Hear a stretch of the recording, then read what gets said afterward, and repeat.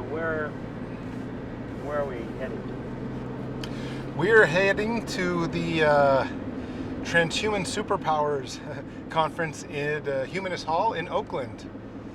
It's one of the transhumanist conferences that gets put on about every 2 to 3 months. I'm expecting 30, 40, 50 people, and it's kind of just a nice gathering of transhumanists to listen to about 6 or 7 speakers.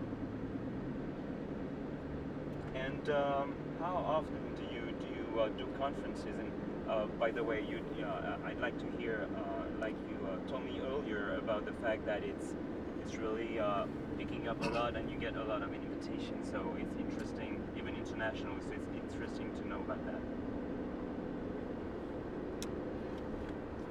Well, when I first started about 2 years ago promoting transhumanism to the public, I was doing maybe a speech every 3 months at a conference. It has really picked up, especially since I declared my presidential candidacy. I'm now doing one a week, pretty much. Every single weekend for the next 6 to 8 weeks is booked out. So there's just a lot more speaking engagements, and I'm really excited about that in a way, because conferences are it's the opportunity to get out there to the public and shake their hand and meet someone in person. I sell a few of my books, I hand out my bumper stickers, I get to give out my business card. Most of my other work is online and in social media, so it's social media is what social media is, but a conference is real, in your face, shaking hands and meeting people. And in these type of settings, are you reaching out to people who are already convinced or already in the have an ear for this movement? And is that really an efficient way to reach out to people who really are not sensitive to that issue and to what you're trying to talk and to raise? So at this conference, everyone is pretty much a transhumanist, or maybe there'd be somebody in the press that is interested in it, but pretty much everyone is a transhumanist, which is nice in a sense, because the questions they ask are kind of complex questions. What's happening with the movement, or how far are certain science projects going? And it's kind of nice because there's a kind of a level of expertise. At the same time, I think my main outreach of my presidential candidacy is with people who have never heard about transhumanism. So in this instance, I'm really just talking to what you might call your own flock, my own group of supporters. So that's good, but at the same time, I'm probably not going to be reaching anyone new, because they're already transhumanists themselves. Mm-hmm. How does the community of transhumanists reacted when you launched your candidacy? So there were some mixed feelings about the whole idea. What happened was... Okay. Can you, because we're not going to hear my question. The whole idea of what? Oh, so not answering your question. We're not going to hear my question. Sure. Yeah. There were mixed feelings when I originally founded the Transhumanist Party. And the reason is because people aren't sure transhumanism really needs a political side. I think, though, when I declared my presidential candidacy, there was a small vote between the officers of the Transhumanist Party that nominated me. Then there was a little bit more, okay, well, now I see where this is going. Zoltan has a lot of national columns. He has some public visibility. Maybe he can help spread transhumanism. And then I think people began to understand that the Transhumanist Party wasn't about trying to win an election in 2016, because that's probably impossible. It was really about trying to spread a message and using a political party as a vehicle to spread a transhumanist message.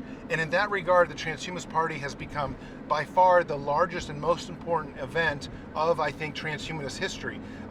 We are doing more views and more media impressions and a bigger outreach program than anything has ever done in all of the 30 to 40 year transhumanist history. Last month we did 4 million impressions of my campaign and transhumanism.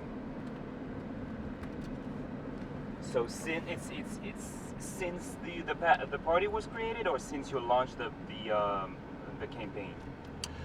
No, we did 4 million impressions of my campaign and the Transhumanist Party in the last month, in the last 30 days, and we're already at around 700,000 to 800,000 impressions.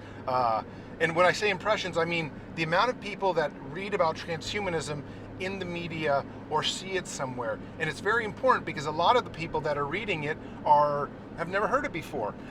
So for example, a large article came out today in one of the leading German newspapers and called the FAZ.net, and it has about 400,000, a circulation of around 400,000. So we have 400,000 people, that probably at least 300,000 people that may have never heard of transhumanism, hearing about it, learning about it, reading about it. This is incredible outreach for a small movement like ours. And so you were talking about the German newspaper. So can you tell us about internationally how your movement or your campaign is being received right now, and also how do you fit in the international movement? Well, transhumanism is an international movement, and I'd say the larger base of supporters are all around the world, not just in the United States. It's very important, the international side of it, because together we form a few million people, I think, of supporters of transhumanism. What's really interesting, my presidential campaign is actually, in my opinion, more favorably looked on in the international communities than it is in America. Part of the reason is because people around the world don't realize that I can't win the presidential candidacy, or that I have such a small chance. If you know American politics, you know that third parties rarely ever win, never win. But in Europe and in other places that have huge transhumanist communities, a lot of people don't recognize that my presidential candidacy probably won't succeed on terms of an election level. And so they're much more proactive about spreading it in the media, proactive in being enthusiastic about it. You know, so there are good and bad things to that. The truth is that, you know, my main thing is outreach. So I'm happy for any type of coverage and any type of support I get. At the same time, you know, we're trying to build the party for 2020, 2024, when maybe a presidential candidate for the Transhumanist Party might actually stand a real chance at winning, or at least making a difference in the national elections.